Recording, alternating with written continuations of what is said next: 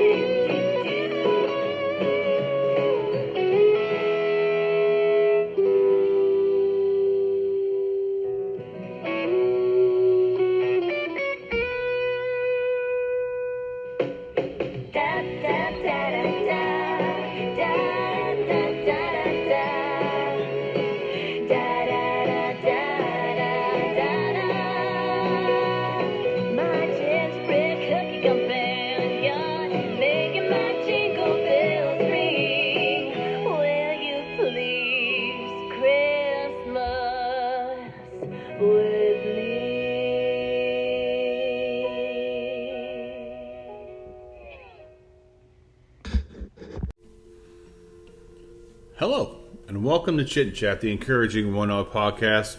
So glad you're back for another fun episode we have some great music, a fun interview lined up as always. And I've been trying to do a spotlight of podcasts I've done in the past, and today's spotlight is episode 86, where I had the opportunity to interview former NCAA football head coach Ken Hatfield. And being a sports guy myself, I was born and raised in Arkansas. Interviewing Coach Hatfield was really fun. And he has impacted hundreds and hundreds of young men all throughout college football. And he coached at Tennessee, Air Force, Clemson, Rice, and Arkansas, winning 168 games. So you're a big sports fan, head back to episode 86 and check out the episode with Coach Ken Hatfield. Today, my music featured on today's show will be by Jennifer Malott. Will You Christmas With Me? And her website is Jennifer Malott with 2Ts.com. Also, I'm playing a song by Ewelina, and she's a singer from Poland, which I'm getting her on next year. Her song is called Voices. Her website is ewelina.com. And the Megan Story Project, singer-songwriter from the Pacific Northwest, I'm sharing her song called Thoughts today as well. Her website is tmspmusic.com. Today, my guest is one of the top 30 inspirational speakers in the world. Yes, I said the world. It was really, really fun talking with her. She has made appearances on ABC, CBS, NBC, Fox, as well as the Wall Street Journal. She's done hundreds of speaking engagements all throughout the year, and she does expertise is leadership, customer experience, military and veteran issues, and she was a Black Hawk helicopter pilot, and in 2011 she received the Congressional Veterans Commendation Medal for service to her community, and it was really fun talking with her and hearing her story. Ladies and gentlemen, welcome to Chit and Chat, encouraging one-on-one podcast, Elizabeth McCormick.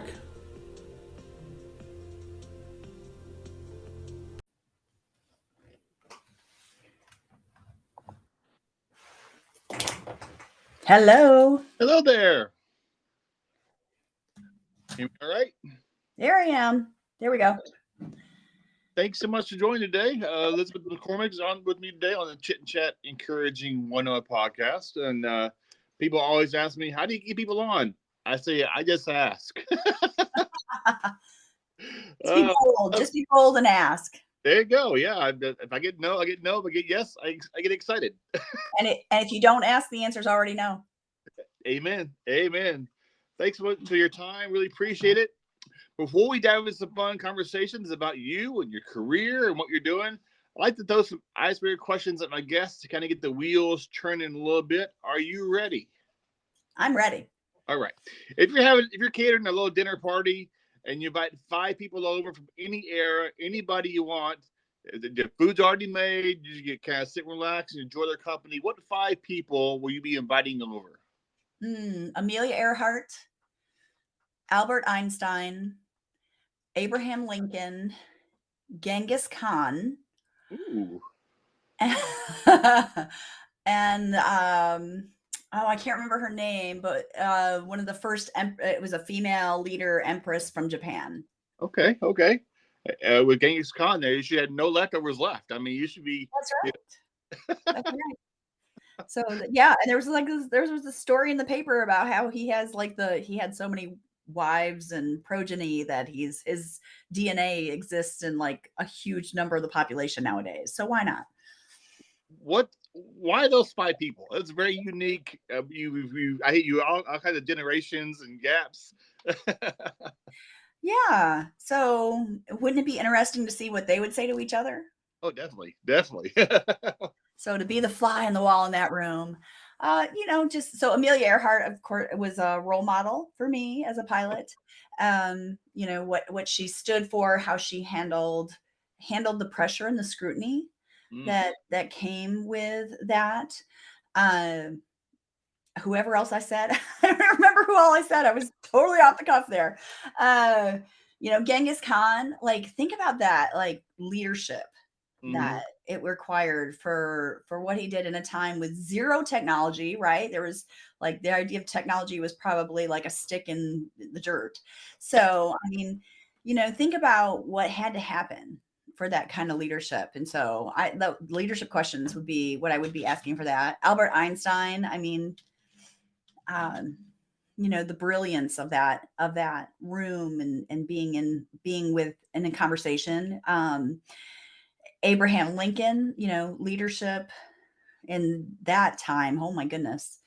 So, if we think we're in a time of change right now, think about what it was like then. Definitely. Great people there of leadership for sure. Yeah. Question number 2, what piece of advice, I think about this for a little bit, would you give your 18-year-old self and why?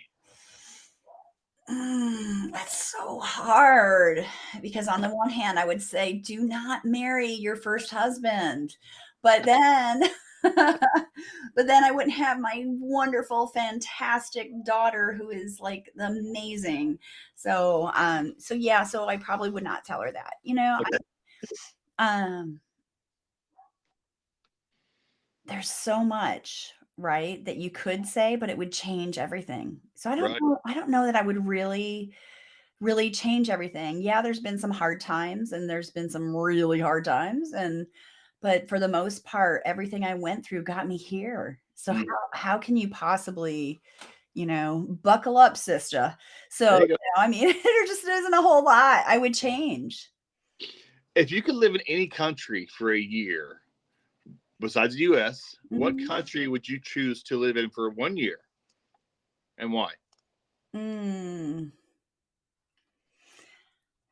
So I've been very fortunate in that I've lived in Germany for 3 years and, have traveled a lot, and so I will tell you, I love the people of Australia, Yeah, yeah. New Zealand. So they've of any place I've traveled and gotten to spend, a week, 2 weeks in a place, the people there, not that Americans aren't great, Americans are great too, but the people in Australia are just so friendly and so open with I you. the So, man Australia. I was in the Navy, so we stopped by there. I agree with you. There's a really nice. No problem, mate. No problem, mate. yeah, always good for a beer and a laugh and a conversation even traveling in with a group of Americans, they were always very open to having a conversation and a good chat. I got you booked months ago, and I've been doing a lot of watching videos and YouTube videos, and I think I need to help you out. You need a theme song when you walk into a room. What would be your theme song? Well, my theme song when I walk on stage is AC/DC Thunderstruck and the Oh, chorus. okay, So nice. where it just repeats thunder 7 times because I can count them off, right? So I kind of yeah, and I've been told that I am definitely not boring. So No, you're not. I've watched several. I've probably watched at least 10 videos of yours. Some short, some a little longer, and I really enjoy every one of them.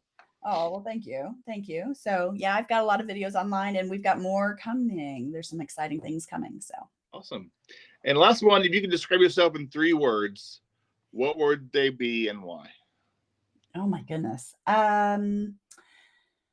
Let's see, 3 words.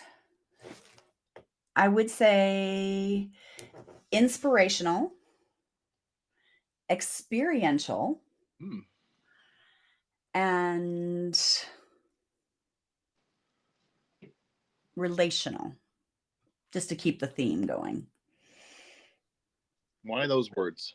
So, inspirational is something more people say about me, like after they hear me speak or I'm in a conversation that I've inspired them to think differently or do differently, be differently. So I think that's more external, what other people see and feel in me, and I've just learned to own that. Experiential is kind of my focus. I want to make sure that when I work with someone in whatever capacity, that it's an experience for them. So to me, the experience makes the inspiration, right? So it changes them through perspective or through physicality or through that communication. And then relational is something I work at.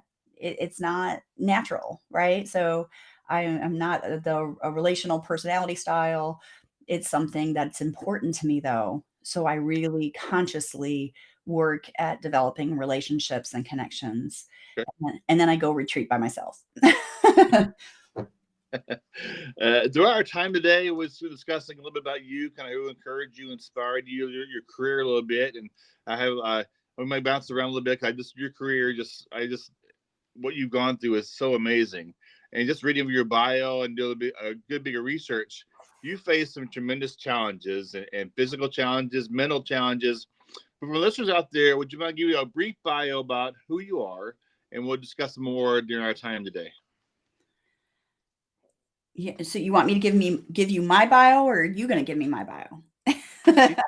Your bio, we can narrow it down a little bit, and we'll have some more questions along the way as we go through this time together. Okay. So really boring, right? So, yeah, let's see. First, it started with my parents. Oh, wait, not that far back. Okay. Let's see. 7 years ago. After college, married what I call the starter husband. He was in the military, followed him to Fort Polk, Louisiana, where they didn't even have a Walmart at the time.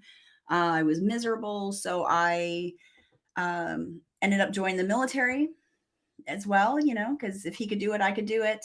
But I didn't know it was hard. I didn't know, especially deciding to become a helicopter pilot after researching it. I didn't know it was hard and that everybody would be against me. And I had to believe in myself more than anyone else believed. Mm-hmm. And finding that, and then the physicality of, male and female standards back then, was a while ago.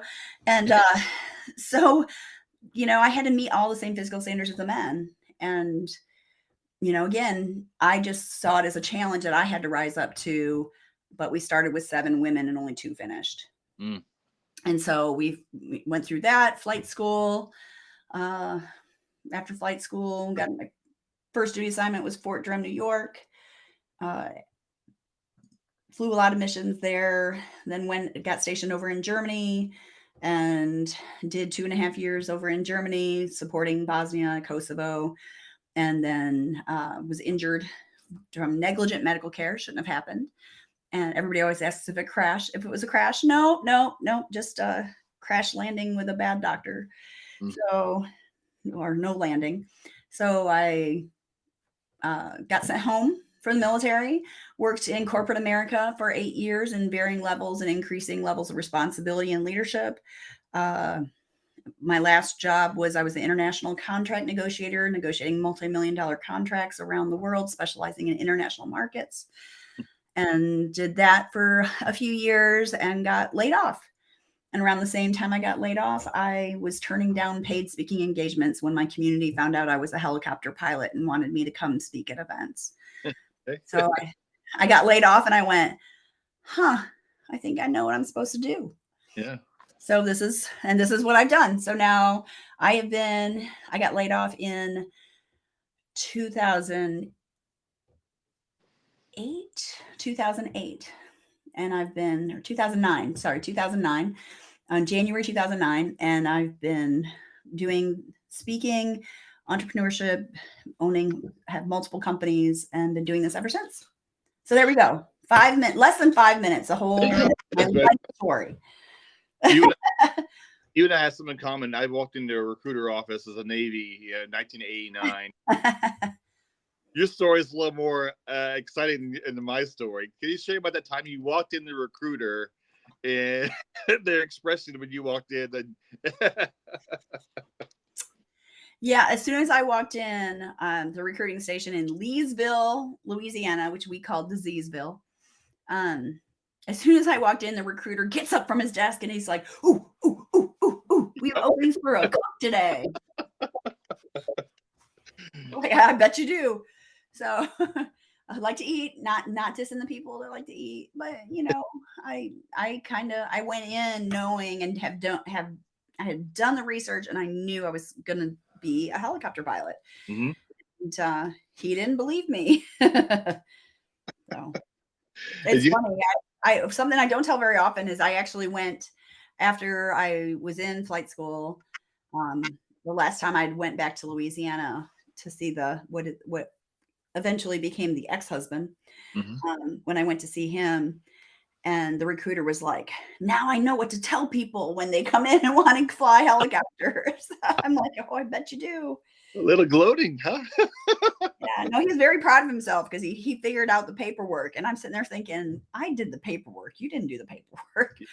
But the biggest thing I learned out of that is, and that I want to share with your listeners, is that your future is your responsibility. Yes. Do not let other people's no's stand in the way of something that you believe in, you've researched, and you know is possible. All the jobs to choose from, why a helicopter pilot? I mean, you could be all kinds of different. It's going to draw you in, huh? So it was really funny because I was as a military wife, I could get onto the base, and I went onto the base, and in between PT and first formation, right when everybody's back then it was Burger King. for breakfast. And so I would actually hang out in Burger King during that 45 minutes, hour long time. And I would ask different people that came in. I was like, hey, what would you have to do if you had to do it over? What would you do differently? And I would ask what do you think the coolest job is? Right? Because I didn't know.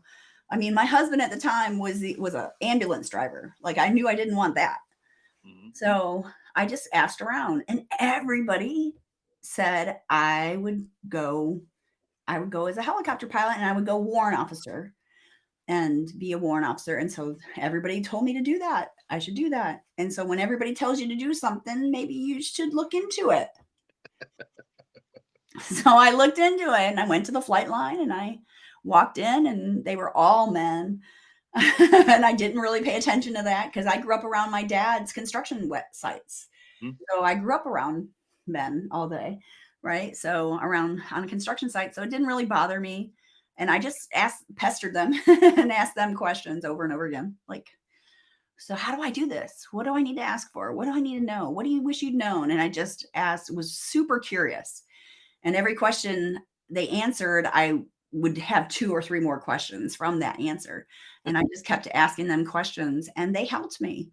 And they took turns. Like, it wasn't one person the whole time. They were like, okay, your turn, and pass me off to somebody else. And I would just keep asking questions until I've had enough information and I knew the vocabulary of what to ask for. Mm-hmm. Right? Because from being in the Navy, they have their own vocabulary in the military. Oh, yeah. If you don't know it, like if you walk in and you ask, like, they're going to look at you and go, huh? Right? So you have to really know the vocabulary. When you begin attending flight school, I was reading about it. Is it true one of your instructors tried to fail you because of your gender? Yes.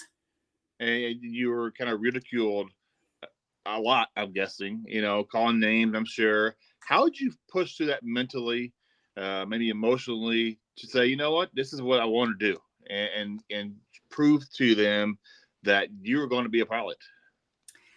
It wasn't easy. It wasn't easy. I had to try not to take it personally, right? And that's really hard. Mm-hmm. I think that was probably the hardest thing about flight school is to realize, look at him and look at what the words he was saying objectively and know, like, he wasn't saying them to me personally. It felt personal. But he was saying them to the military and to the situation that put a woman in a spot he thought should go to a man. Right. So he was doing everything he could to vet me and to push me out. And I could either choose to believe him, or I could choose to believe me, my vision, my potential, what I knew I could do. Did you ever question yourself? Or you just kind of push that aside and you go and you stayed focused on what you want to do?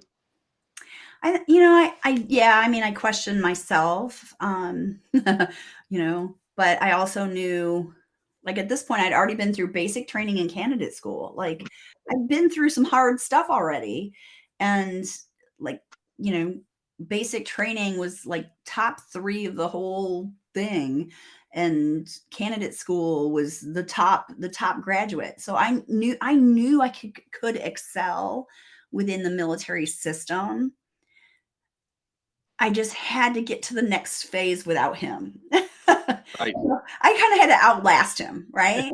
I mean, and some, like, and it's so funny because the same thing happened. Shockingly, same thing happened in corporate America. Like, when I got, like, one of the 3 companies I was with, they promoted my coworker to be my boss over me, and he had less experience than me. Mm. So, and I'm just sitting there thinking, well, I'm just going to outlast you, So, and look at it with the long term, like, what's the long term, game, and the long term solution, and what can I control in those situations. And I'm a big action risk taker, right? So I'm like, okay, what can I do? What can I do? So there weren't a lot of things I could control, right? But I could control how I reacted. I can control whether he got to me or not. Were there times I was in that helicopter and there might have been some tears I was trying to hide? Probably, definitely, there were.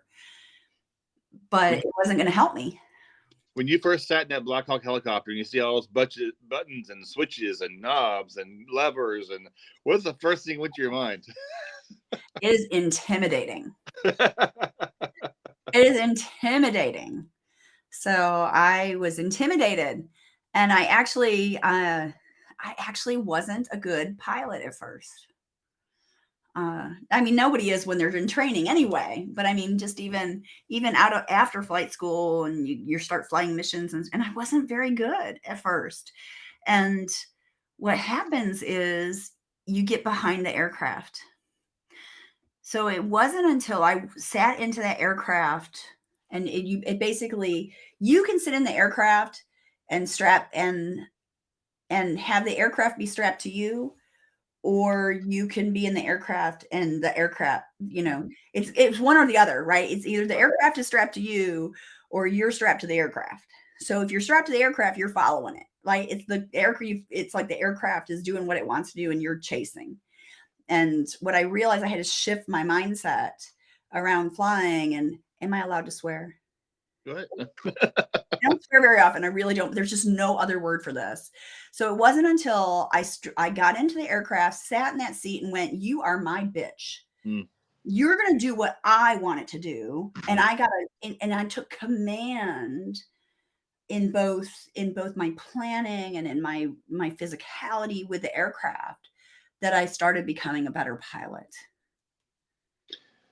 What was the hardest part of your training? Was it more of a mental aspect, or I'm sure you had classroom time, you had, I'm sure you flew out, so many hours. Was there a part where you really you really push yourself to get over that hump, to really get to the crest and say, I'm almost there, or I completed this journey? So there's a lot of different phases that you have to go through for flight school. And the first one is the most critical. That's where you have to learn how to hover. And if you talk to any helicopter pilot, they'll tell you hovering is the hardest to learn. A friend of mine, Jay, who now flies for the oil rigs. And so his aircraft has auto hover. So one time, he knows my story, of course. And one time he took a video and he's like, "Look, auto hover." And he pushes a button. I'm like, "You suck." Right? That was so hard. And that's what I struggle with the most, because it requires a super soft touch on the controls to hover. And hovering is where you're 6 to 8 feet up in the air, and the wind whips off everything, and it makes it's a really unstable. And it's the most difficult flight mode to learn, and in a helicopter, and it requires that soft touch. And that's when the flight instructor was trying to fail me, and he was screaming at me, and I was failing every day. And it was just so much struggle. But the physicality of flying a helicopter and hovering, I mean, you're doing the most. I've had some people say, it's like drumming, like being a drummer, where you're doing completely different things with each hand and each foot. Mm-hmm. Or like driving a motorcycle, right? But then you add, you're in the air, like there's other stuff up there. There's wires and power lines and other things. Like you're not following a road. Then you have to read a map and you have to monitor everything. So there's a lot going on. Over water, mountains below you. Yeah, I mean, there's just a lot. So between the multitasking that you have to do, the physicality of doing something different with each appendage while you're scanning your instrumentation and looking in different directions and making sure you stay in your system limits and you know what's going on and you're troubleshooting, while you're doing all that and navigating, at the same time, it's like layers upon layers upon layers. And there's a reason flight school was 42 weeks when I went through. Wow. So, I mean, just to learn how to fly in different flight modes and different missions and different maneuvers. So, there's the first one is initial entry, where you learn the basic maneuvers, right? And then you go into instrument mode, and then you went into terrain flight and combat skills. And then you went into night vision and doing all those things in the dark with night vision goggles on. So, yeah, there's a lot. It's a lot. The Black Hawk is not a small helicopter. That's like a Cadillac of a helicopter. I think it's a beast. It is, but I liked it so much. So it had 2 engines. I liked it a lot. So flying Black Hawks was like the Cadillac of military aircraft. Do you remember first mission and your relief, or you like it said, going, "Ooh, I did it." It kind of boosted you for as you did more missions. Yeah, I mean, they're definitely confidence boosters. When you first get to you get out of flight school and you get to your first duty assignment. So for me, that was Fort Drum, New York, upstate New York, and almost Canada. And when I got there, they don't let you fly right away. You basically have to start over, and you have to prove you have to learn the terrain, right? Learn where the no-fly zones are, where ranges are, shooting live weaponry. You don't fly over those. Where you need to, where your your traffic patterns are for your airfield. You learn all that with an instructor pilot. So you're with an instructor pilot the first couple months when you get to, your first unit, and then you have to update your maps, make sure all your maps are current and everything is all ready to go. And then you start flying missions with an instructor pilot. Like, they have to make sure you're good before you're cleared, and then you're with a pilot in command. That's not you when you first start, right? So it's actually a long time before you're like the one in charge for that. But there's some missions. There are some, like, we flew Governor Chris Christie, when he was, a long time ago, a lot thinner. We flew the Secretary of Defense. We flew a multi-ship mission with Secretary of Defense.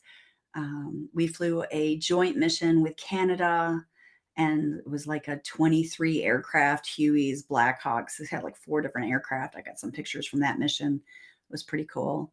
So lots of different missions, and you finish those missions, and you know that you've done good.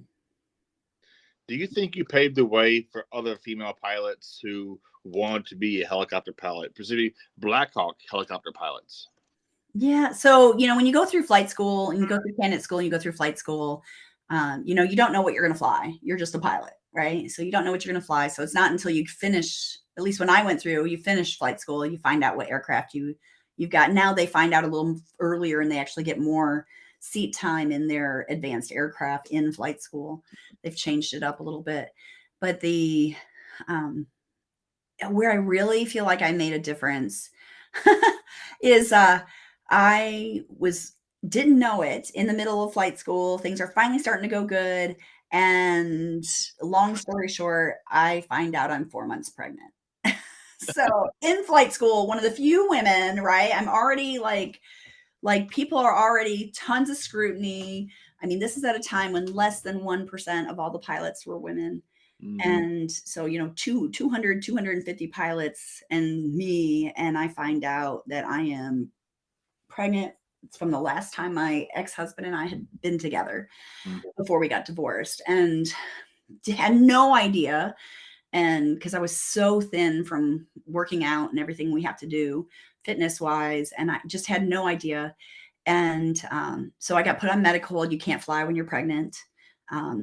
Right now there's a big push to get that loosened up a little bit. There's a lot of medical data on that. And some other female pilots I know are working on that. And so they put me on medical hold. I finished medical hold. I have my daughter, my beautiful daughter I have now, that I wouldn't regret for anything in the world. And with her, and get back, maternity leave, blah, blah, blah. Get back in this, get back to this work, get back in shape. And then I get cleared and I can start flying again. And I go to the colonel to sign off my paperwork and to get back into my class and get back into flight school. And when I walk in, he's like, hey, you're paid, because when you're on medical hold, you have to do a desk job. So I actually worked for the colonel during my desk time when I was pregnant.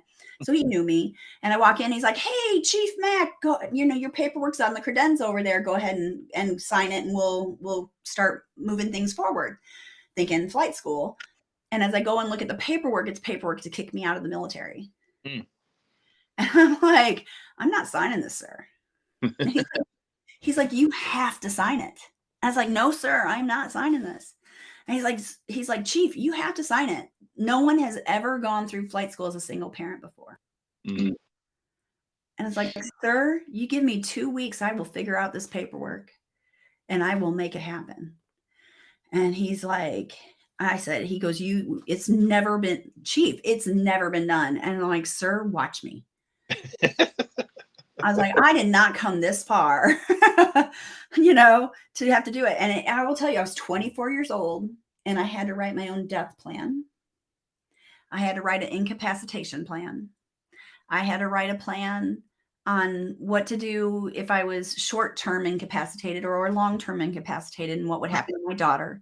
I had to have money in an escrow account that was untouchable by me to pay for my child, to pay for childcare, so I would not be a burden of the military, and to pay for airplane tickets for my, for me, it was my mom or my ex-husband to come get her. Like, I had to prove that I would not be a financial burden on the military at the age of 24. Oh, like it was deep. It was deep, and it was hard to face your own mortality and go through and game out like every single scenario of what could go wrong. So when did you retire? So I was medically retired after the negligent medical care from a flight doctor in May 2001 is when I was separated out. And of course, we know what happened just a short 5 months later, right? September 11th happened, and they immediately recalled me and tried to put me back in. And I had to go back to a civilian doctor here in the US, or no, at Fort Hood. They recalled me to Fort Hood, my nearest base, and tried to recall me back in. And the injury was still there. So they really tried hard. And I'm like, I'm still injured. Hello. And they would not, they didn't end up bringing me back in. So You received medals and commendations in your career. One that's really stuck out to me was your 2011 Congressional Veteran Commendation Medal. Mm-hmm. Tell me a little bit about that. Yeah. So 10 years after getting out of the military, my congressman had announced that he was starting to do an annual Congressional Veteran Commendation program. And my keeper husband, that I'm still married to now, my keeper husband had heard about it and put me in for it and didn't tell me. I had no idea. Put me in for it, used my bio, and they pull your paperwork for everything. And it's based on community service and contributions that you do as a veteran, as well as your service from when you serve. So it's kind of a multi-tiered, multi-pronged award. And so I was the very first in the very first group of 10 that my congressman awarded it to. And I was the only female. What are a few lessons you learned throughout your military career? Maybe bubble them down to 4 or 5, or one big one that sticks out to you the most that you carry with you still today. A lot, because, and listen, this is for everybody, right? Yes, ma'am. Because everything you have gone through to right now, to this moment, this breath that you're taking right now, everything has made you who you are. Mm-hmm. Everything. No one's exempt from that, right? The things our parents did or didn't do impact how we parent, how we live, how the things we say. We sometimes say things that sound like our parents, right? So everything just, it kind of builds on, tomorrow builds on today. And the military gave me so much. I mean, the discipline, and I mean, I'm sure you had it too, right, Jody? I mean, the discipline of going through that training, and it impacts you today subconsciously and how you do things. Yeah, boot camp in 1989 was very different than boot camp here in 2023. Oh, it's way different, right? I'm still a yes ma'am, no sir kind of a guy. Like, I get paid for a living. I'm like, I was raised this way to respect everybody. Right. So yeah, boot camp in 94 was even different from 99. So when I went through. So yeah, I mean, there's discipline. For me as an officer, there was mission. As a helicopter pilot, there was mission planning, how to like time on target to mission plan and make sure that everything goes right. I mean, I can't even help but look at things in a way and automatically break down systems, right, into steps, and break the steps down into sequences, and everything kind of breaks down. And I don't know how to turn that off. Situational awareness. Like I see things I really should not see. So, because being a pilot, you're basically, your head is on a swivel and you see in your peripheral vision things, and I go places and see things and I'm like, I can't unsee that. So it's not going to happen. But So, most pilots have a call sign. What was your call sign? so I had two. Okay. The kind of the public one that most people use was Mac. Okay. So, for the Irish Scottish last name. And then my platoon, my unit and Fort Drum, they called me MacGyver. Awesome. So they called me MacGyver because we could be in the middle of the field in a field exercise somewhere in the middle of nowhere, and I would trade, barter, bring, hoard, and find ways to make better food situations out of what we were doing. That is truly MacGyver. It's truly MacGyver. Like, I would make stuff happen.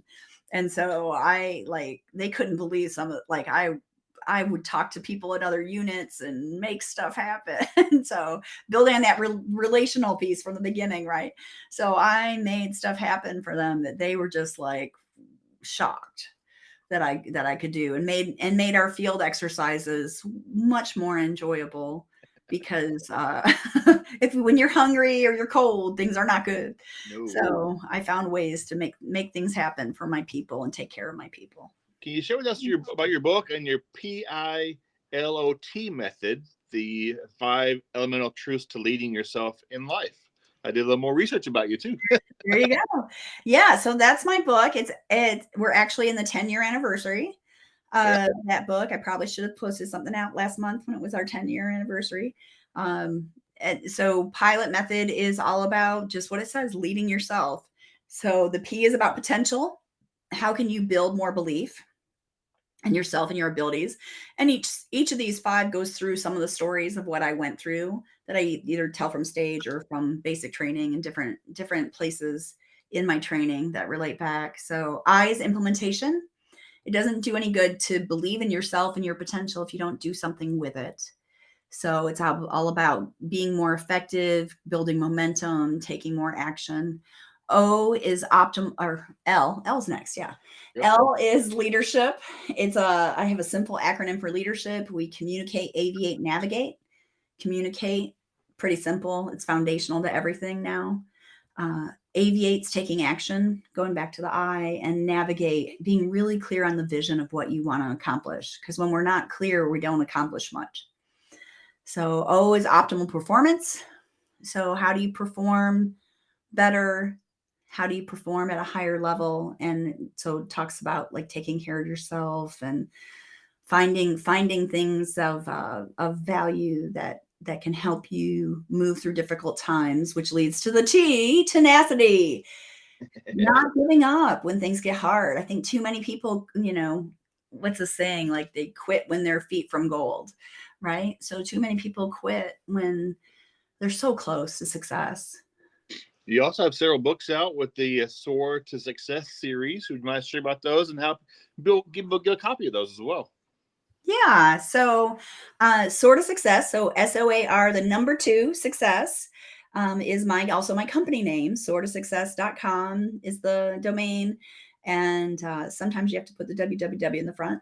But soartosuccess.com is the company. And Soar to Success is a tip book series of entrepreneurial and leadership tip books to help people quickly consume tips and information to do better, to be more and do more. So there's all kinds of, there's over, I think I've written 17 of those tip books. So I've got an entrepreneurial series and I've got a leadership series. And then I've written a tip book on called Bookability Factor on keynote speaking. And we've got, I think, 2 more in the queue, and then that series will be complete. And do you have a website people can go to and see what maybe your schedule and some other resources you have to offer as well? How about a gift? So what I'd like to do is give anyone listening, if you'd like to go to soaryourlife.com. So soar is SOAR, soar your life, LIFE.com. If you go to that link, soaryourlife.com, there's a $99 online course on how to master your own motivation and how to find more motivation in difficult times, which is going to be my next book. And that one is a $99 online course. I've overridden the pricing to free with that link, soaryourlife.com. Awesome. Mm-hmm. And then in that online course, it has my links to social media and the books and all kinds of things inside the course. It also has a video of my story of flying FEMA operations in the 1998 Great North American Ice Storm and almost crashing the helicopter. So there's a video to that story inside that course as well. Ooh, it's a little cliffhanger there for our listeners. Mm-hmm. I could talk to you all day. I really could, because I love your career is so amazing. And watching your videos, I even learned how to fly a helicopter, by the way. That's right. That's what it's so funny, because I always thought that ice storm FEMA story would be my signature story as a motivational speaker. And what's come out of teaching the audience how to fly the helicopter is creating that interactive experience from stage and have the whole audience leaning together to the right and to the left to fly has actually eclipsed the closing story and become what I'm really known for and referred by. When I post this podcast in a few weeks, I'm going to add that YouTube clip so people can go learn how to fly their own helicopter as well. It's a lot of fun. It's fun to see the audiences experience it, and the lights in there, the lights are like, oh my gosh, this is so cool. I learned something completely new that I never would have done. Actually, I've been in a helicopter before. I was on board USS Truxtun. They flew me to another ship, TDY, in the Persian Gulf after Desert Storm. And so we were a small helicopter right on the water until they dropped me off to another little boat. So I've been in a helicopter. It's really fun. So I like to talk about how if you imagine you're in the front car of a roller coaster and there's no track, and you get to decide where it goes. Yep. How high, how low, how fast, and how slow, and to the right or to the left, which way it should go. That's a book. That's a kid's book right there. No, right? That's perfect. Right? I'm working on it. I got lots of goals and plans. We're working on the whole, world domination part.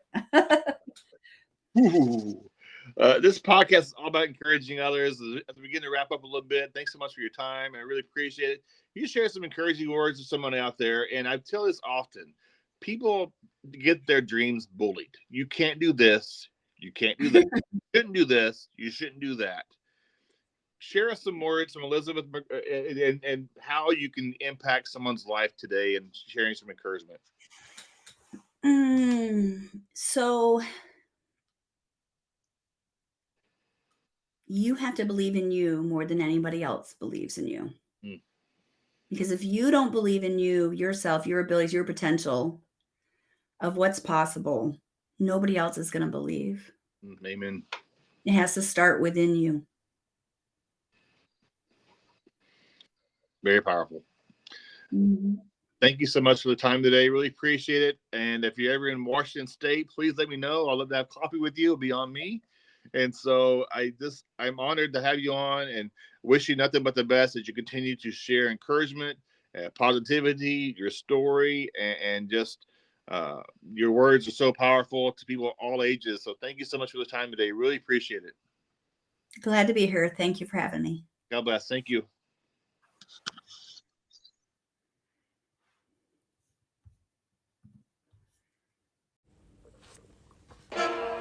And now, a word from our sponsors.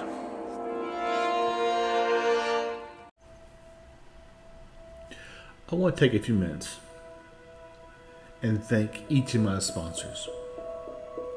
From day one, these sponsors had been along this side, and more are being part of this podcast. I love sharing about locally owned businesses here in the area in my backyard, and how important it is to share about them. But thank you. Lone Star Donuts. They have 3 businesses, Port Orchard, Silverdale, and Poulsbo. Amazing tasting, fresh donuts every day. Tequiza and Tequiza Street. Roberto and his staff are amazing people, and they have the freshest tasting, authentic Mexican food around and really good breakfast burritos. Don's and Dylan's Double D's Barbecue and Smokery. Great tasting barbecue, falls off the bone. They're amazing in the area and a great tasting food truck. Alex Pablo, who goes above and beyond helping out businesses with menu redesign and helps them expand. Thank you. 19th Hole Bar and Grill. A great place and a fun atmosphere for great tasting food. Fish and chips, steak night, Taco Tuesday. Go by and check them out. Chico Chicken and Pizza. Best tasting fried chicken around and amazing tasting pizza and specialty subs. Thank you for being part of this podcast. The Big Apple Diner. When you pull in that driveway and you see the decor, it takes you back to 1950 and their amazing decor and great tasting breakfast, lunch, and dinner, and 30 kinds of milkshakes are to die for. And the Dandelion Sticker Company. Amanda, single mom, brought an idea, now a vision and reality, making awesome stickers, hats, decals. So you want to expand your business? Check her out. Dandelion Sticker Company. Thank you for being part of this podcast. Also, on the chitandchatpodcast.com page, you go to each business, click on them, order from them, check them out. They're great businesses here in the area, and I love teaming up with them and looking forward to teaming up with other businesses as well that support local businesses. Thank you for being part of the Chit and Chat Encouraging One Another podcast. Encouraging fun conversations and amazing music every Wednesday here on Chit and Chat, the Encouraging One Another podcast. Before I play this next song by Ulina called Voices, she shares a little bit about this song. Have you ever heard different voices in your mind? And I'm not saying you are completely mental. What I'm trying to say is I've heard so many voices saying to me, oh, but what Jack will think about it? Oh, what my mom was going to think about it, you know? What everybody else is going to think about it. And then these people, you listen to them and bless them. They will tell you different things, what you should do. But in the end of the day, you need to listen to your own heart. And this is the song. Don't let these voices take control. Let it go, no, no. They ought to let it go, no, no. Because never before. Here is Voices by Ulina.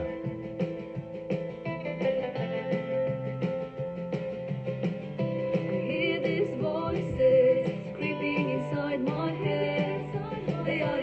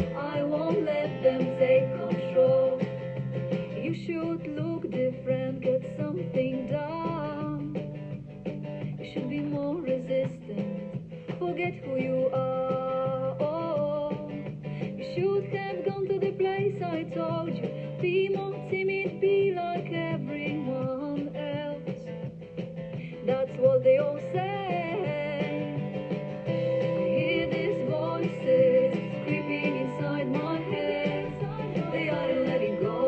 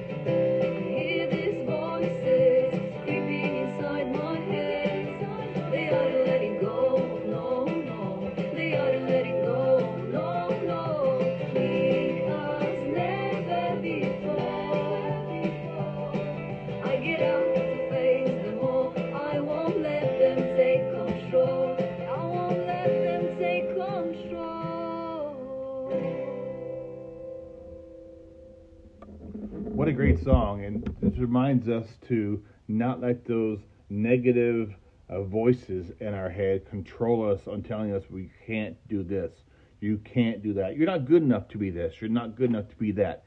Listen to those positive voices in your head and start listening to those positive influences in your life. You can do it. You can do it. My next song is by a singer-songwriter from the Pacific Northwest, the Megan Story Project. I just love her voice and the music they put together. This is her song called Thoughts.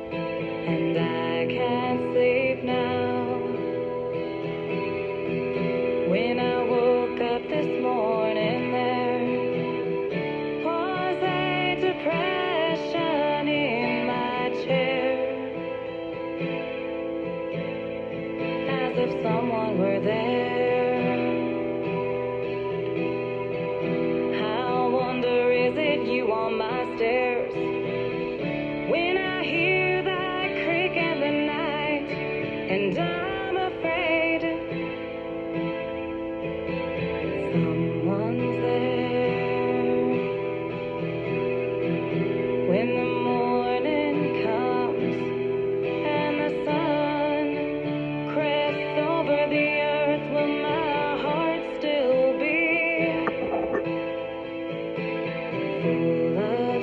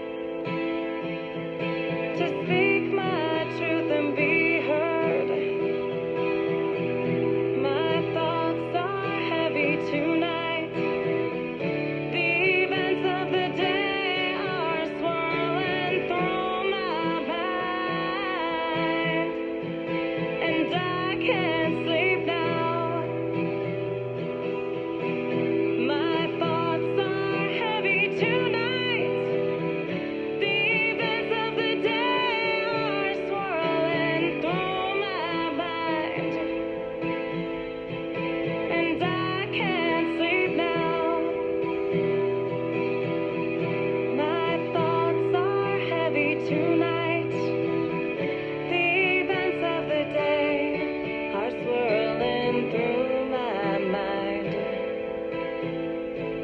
and I can't sleep now. Such a great song by the Megan Story Project called Thoughts. This is Chit and Chat, the encouraging one another podcast. It's always about encouraging others. A little bonus song for you here by the end of this episode. We got Joe Gibson Jr., Home. What a great song to wrap this episode up. Have a great day.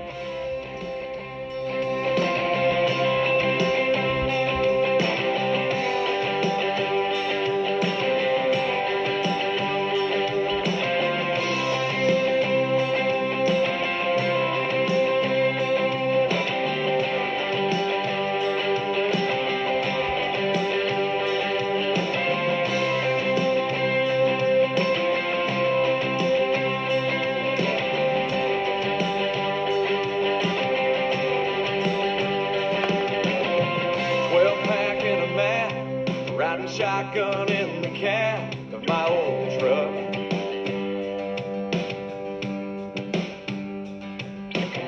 Got everything I need, a full tank and a little weed, just because.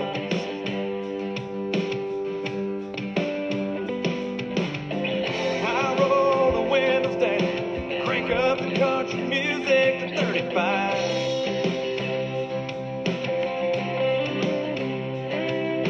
Slip on my shades and put the hammer down, and leave kids out county behind.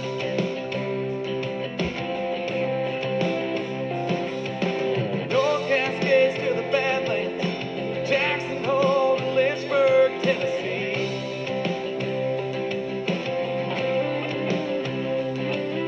Niagara Falls to the Outer Banks, Boston to Vermont to Yosemite.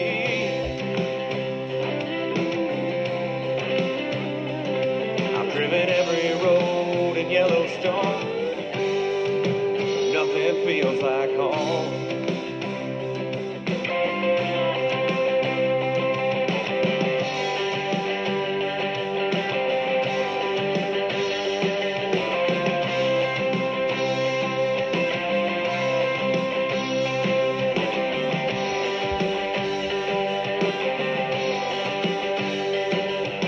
I feel free when I'm behind the wheel.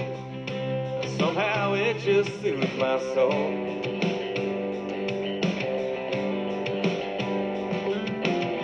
I don't think about nothing. The stress of life can't find me on the road. I pull to the side and watch the sunset on Highway 101 and crack a beer.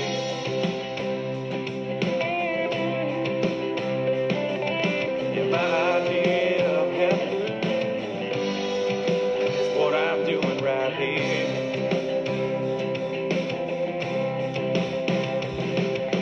Mount Rainier to Horseshoe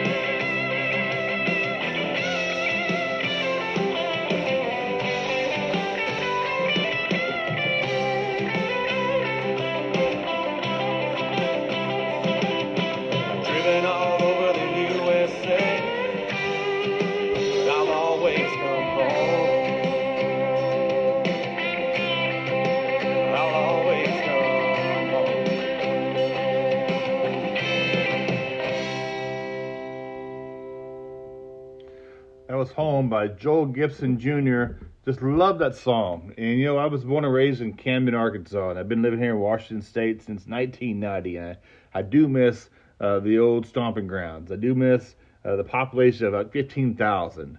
I miss, you know, Sonic, the drive around in Garden Oak Shopping Center, man. Memories of home. And I know things have changed. The town's kind of evolved. There's a little less population now, and my high school's no longer there. But man, I love this song. I love going on road trips. We haven't gone on a road trip in quite a while, but the last journey coming home is the best.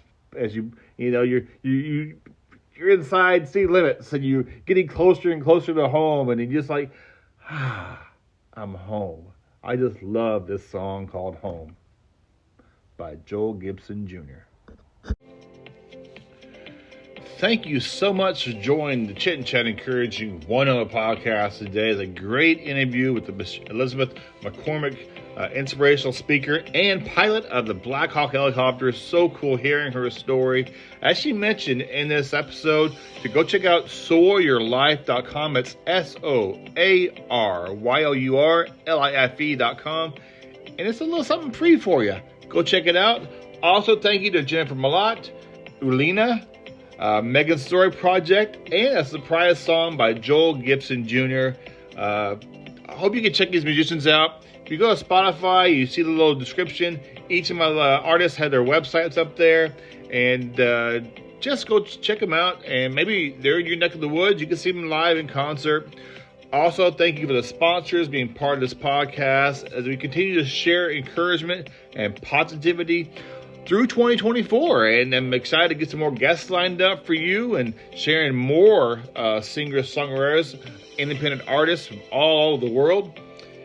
The Chit Chat Encouraging One Another podcast is just a fun podcast. So subscribe and follow, share with family and friends. Got a website, chitandchatpodcast.com. It's CHITNCHAT podcast.com. Every episode's on there. You can go back and check it out. As I mentioned earlier, episode 68 with 86, with Coach Ken Hatfield. Sports fans, go check it out. Good guy. Good talking to him on that episode.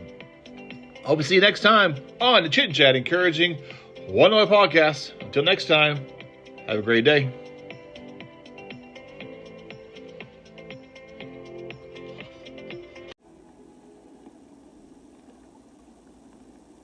In case I don't see ya, good afternoon, good evening, and good night.